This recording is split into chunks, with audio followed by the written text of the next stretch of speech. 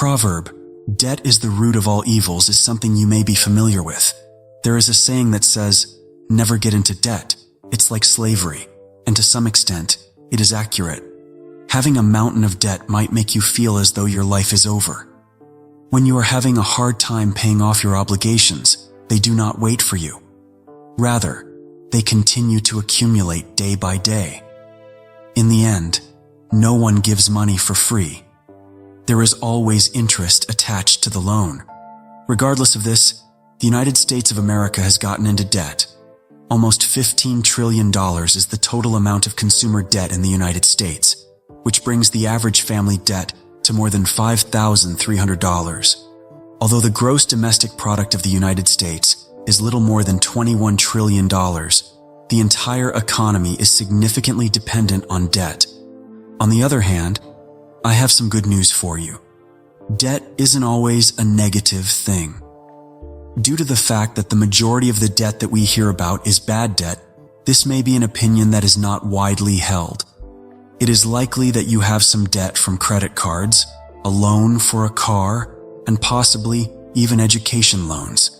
And you are thinking to yourself, "It will take me decades to pay off all of this.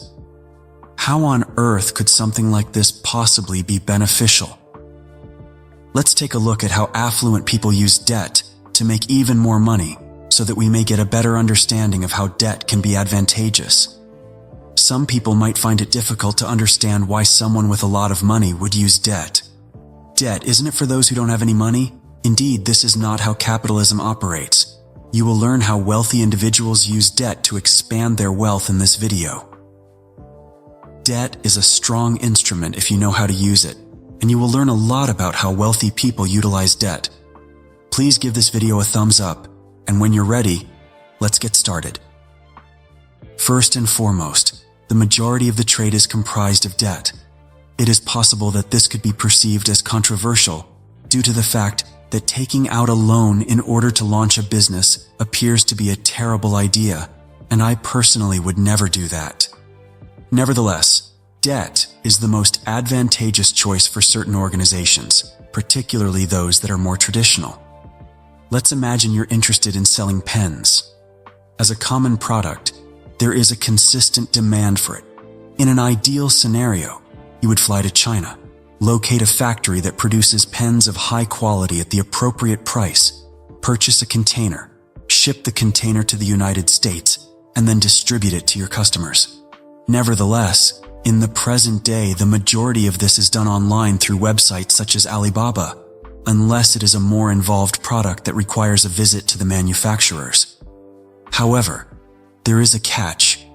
You're not required to pay for the product in full at the beginning of the process. I'll explain how it works. Over the course of the last half-century, China has successfully transformed itself into the global factory, producing almost everything. There are thousands of factories that are always engaged in production, and in order to facilitate sales, many of them will lend you their items in exchange for payments in the future. It goes without saying that they won't lend money to just anyone. You have to earn their trust first. However, this has been the standard method of conducting business for many years. When you have sold the product, you will pay the factory and then borrow further funds. This tactic is fantastic because it does not require you to commit any of your own money.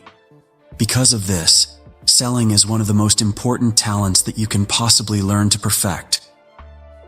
The second option is to refinance your real estate debt.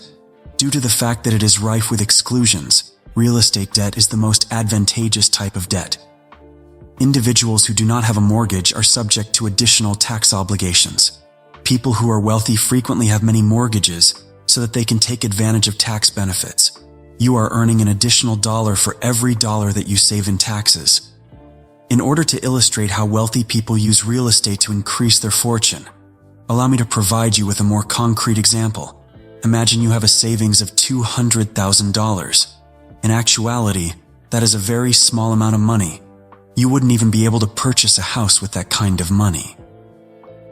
You can, however, borrow up to $800,000 with a mortgage if you make a down payment of 20% of the whole amount. Now let's imagine you come across a property that is in poor shape, and requires extensive renovations on the market for $500,000. A mortgage is obtained, and around 10% of the house's value, or $50,000, is spent on renovations. Subsequently, you return to the financial institution and refinance the mortgage. As a result of the modifications, the value of the home has increased to $700,000. You are able to obtain a mortgage of 80% on that increased valuation, earning you a total of $560,000.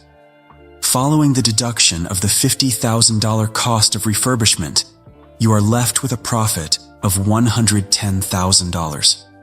Out of that, $400,000 is used to pay off the initial mortgage, and the remaining amount is left over.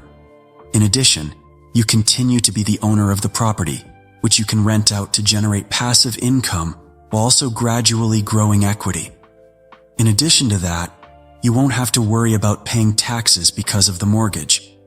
This is a tactic that is frequently utilized by investors in real estate. Are you still able to state that debt is a negative thing? For now, I'll let you respond to that question in the comments section below. In third place, we have hedge funds. The wealthy are the ones who establish hedge funds, and the wealthy are the ones who develop them.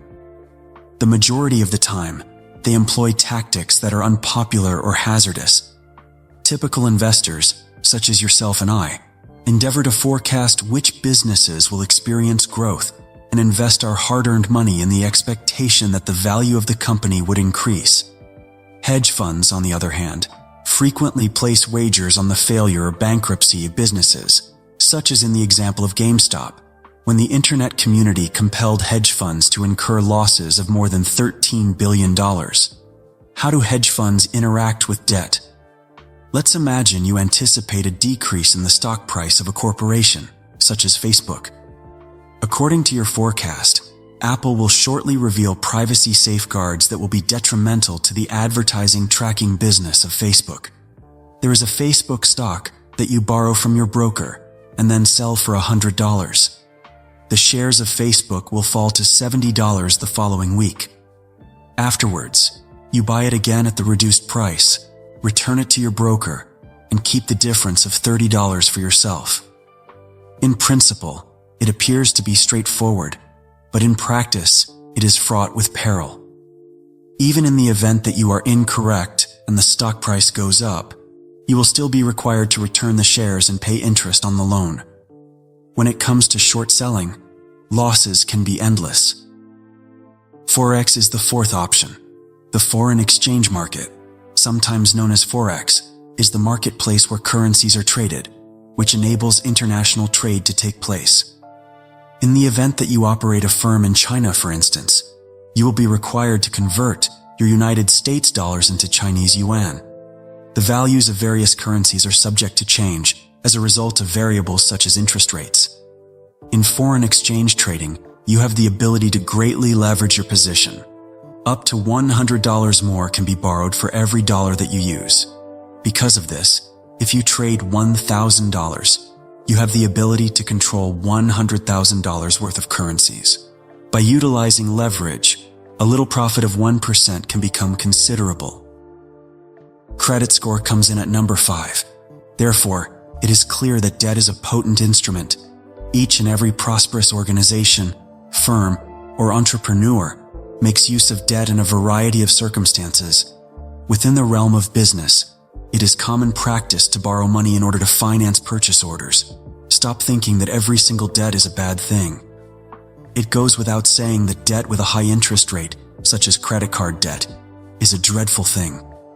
Reduce the amount of risk you take on by borrowing money and establish a track record of being a reliable borrower in order to obtain lower interest rates.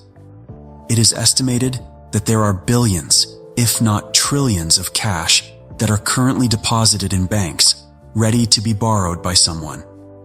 Banks are able to generate money out of thin air, even in situations where there is insufficient money. The explanation for this can be found in a prior video. You should definitely give this video a thumbs up if you found it to be enjoyable. Also, if you are new to this site, be sure to subscribe and enable notifications. Greetings, and thank you for visiting this channel, where you will acquire all the knowledge you could possibly need regarding the stock market, investment, and money. I appreciate you taking the time to watch, and I'll see you in the next one.